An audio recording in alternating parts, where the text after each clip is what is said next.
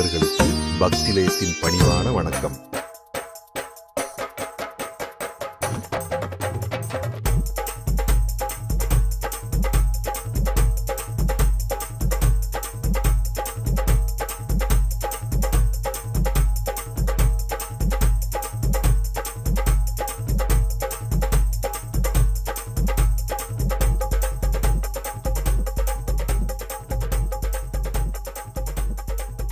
அறிவியலுக்கே சவால் விடுகின்ற புலப்படாத பல மர்ம முடிச்சுகள் கொண்ட கோவில்தான் பூரி ஜெகநாதர் கோவில்.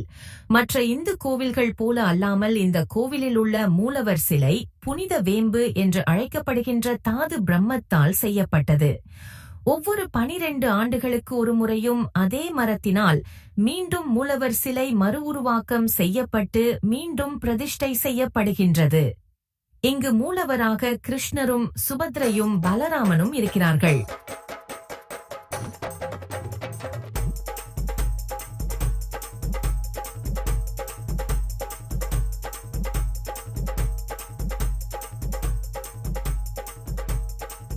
அதே போலத்தான் இந்த பூரி ஜெகநாதர் கோவிலின் கோபுர நிழலும் எப்படி சூரியன் சுட்டெரித்தாலும் தரையில் விழுவதில்லை.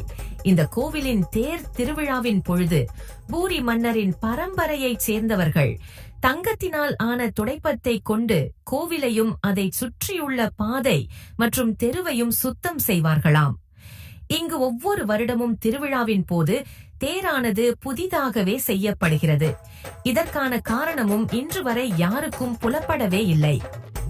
பூரி ஜெகநாதர் கோவிலின் நடக்கும் 8 அதிசயங்கள் பற்றி தெரிந்து கொள்ளுங்கள். 1. கோவிலின் கொடியானது காற்றடிக்கும் திசைக்கு மாறாக எதிர் திசையில் பறக்கும்.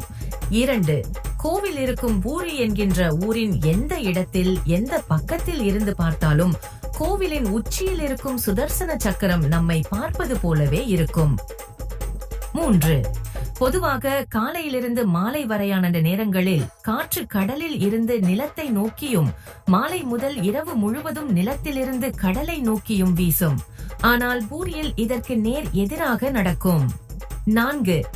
இக்கோவிலின் முக்கிய கோபுரத்தின் நிழல் பகலில் எந்த நேரத்திலும் கண்களுக்கு தெரிவதில்லை. அதாவது கோபுர நிழல் பூமியில் விழுவதில்லை. 5. இந்த கோவிலின் மேல் விமானங்களோ அல்லது பறவைகளோ பறப்பதில்லை. 6. இந்த கோவிலின் உள்ளே சமைக்கப்படும் உணவின் அளவு வருடத்தின் அனைத்து நாட்களிலும் ஒரே அளவாகவே இருக்கும். ஆனால் வருகின்ற பக்தர்கள் எண்ணிக்கை 2 லட்சமானாலும் சரி 20 லட்சமானாலும் சரி சமைக்கப்பட்ட உணவு பத்தாமல் போனதும் இல்லை, மீந்து போய் வீணானதும் இல்லை. 7. இந்த கோவிலின் சமையல் அறையில் ஒன்றன் மேல் ஒன்றாக 7 பாத்திரங்கள் அடுக்கப்பட்டு விறகு அடுப்பில் உணவு சமைக்கும் போது அடியில் உள்ள பானையில் உணவு வேகும் முன் மேலே உச்சியில் உள்ள முதல் பானையில் உணவு வெந்துவிடும் அதிசயம் நடக்கிறது. 8. சிங்கத்துவாராவின் முதல் படியில் கோவிலின் உட்புறமாக காலெடுத்து வைத்து நுழையும் போது கடலில் இருந்து வரும் எந்த விதமான சப்தமும் நமக்கு கேட்காது. ஆனால் அதே சிங்கத்துவராவின் முதல் படியில் கோவிலின் வெளிப்புறமாக வரும்பொழுது கடலில் இருந்து வரும் அனைத்து சப்தமும் நமக்கு கேட்கும். இதை மாலை நேரங்களில் தெளிவாக உணர முடியும்.